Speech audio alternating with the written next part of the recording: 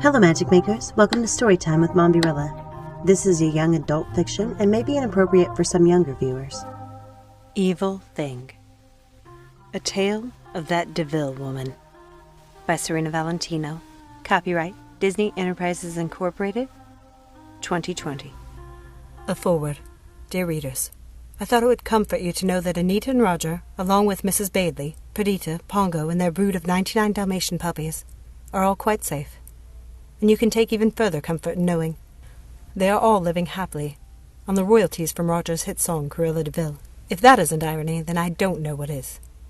It has been a most unsettling experience, writing Cruella's memoirs.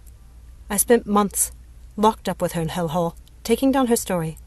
I've changed nothing. Everything you read here is what she told me, word for word, night after night. I listened to her rants and ravings, and suffering through her fits of endless, terrifying laughter. Hell Hall is cold, and an eerie place that lives up to its name. That is where Cruella de Vil lives now, locked away by her mother, who scarcely visits. Lady de Vil's old head housekeeper, Mrs. Webb, watches over her. Cruella's mother was horrified that fateful night at dinner when Cruella shared her plans to make a coat out of Dalmatian puppies. But even more terrifying to her mother was the scandal Cruella caused. You might recall the photos in the papers of Cruella with bloodshot eyes, full of hate and fury. Her mother felt she brought shame on her family, not to mention her social standing. So her mother had her locked away with the spider. I've often wondered if Cruella really hated Mrs. Webb from the moment she met her, like she claims. Somehow I doubt it. Don't mistake me. Mrs. Webb is a cold woman. Cruella's description of her is not exaggerated. For the record, the woman reminds me, too, of a sinister spider. But I can't help wondering if Cruella's current circumstances haven't clouded her memory of the woman. Still, even the most austere of women's eventually reach their breaking point. To quiet her rantings, Mrs. Webb felt it would help if Cruella had the opportunity to tell her side of the story. Mrs. Webb had read the previous books in my villain series, and thought I would be the right person to transcribe Cruella's tale. And so I came to Hell Hall.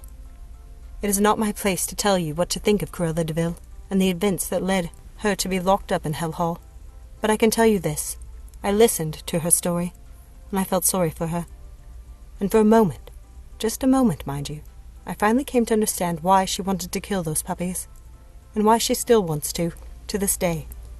I've spent sleepless nights wondering how things could have gone differently for Cruella. I wondered what would have happened if Cruella's father hadn't died, if her mother had never left her.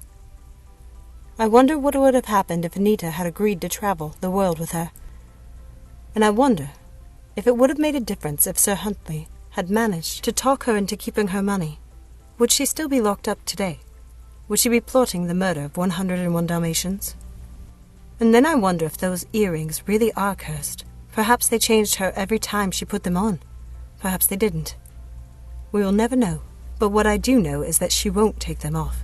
She wears them still, every day, along with that slinky black dress and the jade ring given to her by her beloved Crackerjack. Whatever caused Cruella's descent into darkness and delirium, I couldn't stand the idea of her being locked away in Hell Hall with her most hated childhood servant. Of course I realize the beastly woman can never be released. But does Cruella really deserve to live the rest of her days locked away without a single person who loves or cares for her? Isn't that how she became the woman she is? Maybe you won't agree with me.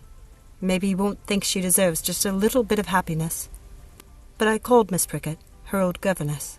I told her about Cruella's circumstances, and she graciously agreed to come help care for Cruella. She arrived on my last day at Hell Hall, and she looked exactly as Cruella had described, just a little older.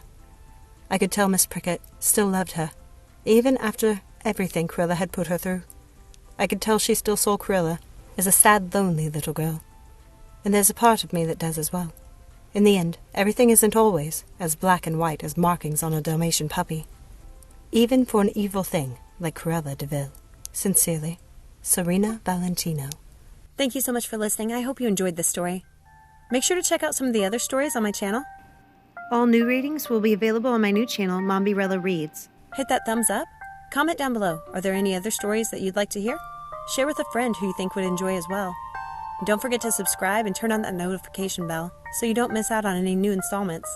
And if you really enjoy what I do and would like to help me continue, Please check out my social media links and Patreon page down below in the description. Remember, let it go and keep moving forward. Have a magical day. Bye.